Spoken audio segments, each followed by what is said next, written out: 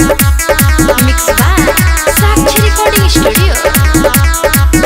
सुनी न तनी काली माई जान के हमर शादी कट जाई।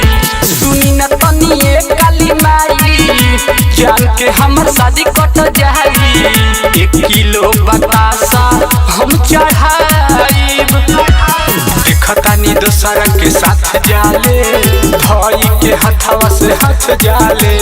बाबे नु सगाई माई ओकर काल है। बाबे नु सगाई माई ओकर काल है। और हम चढ़ाई बरौआ के लाले। सुनी न तनी काली माई जान के हमर शादी कट जाई। 1 किलो बतासा हम चढ़ाई।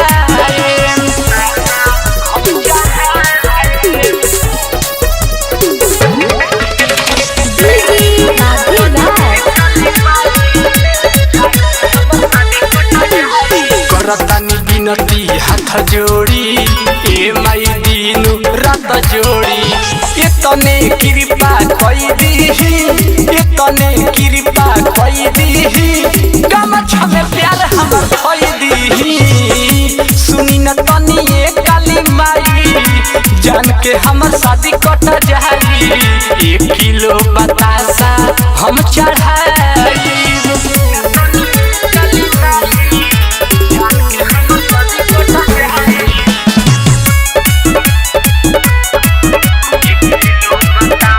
म्यूजिक बाय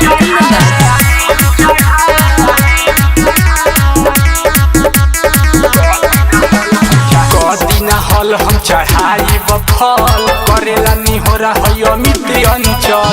रीत सरिंच करे बिनती जी रीत सरिंच करे बिनती जी। बेटावा के अपना चिन्हती जी। सुनी न तनी काली माई जान के हमर शादी कट जाई। 1 किलो बतासा हम चढ़ाई।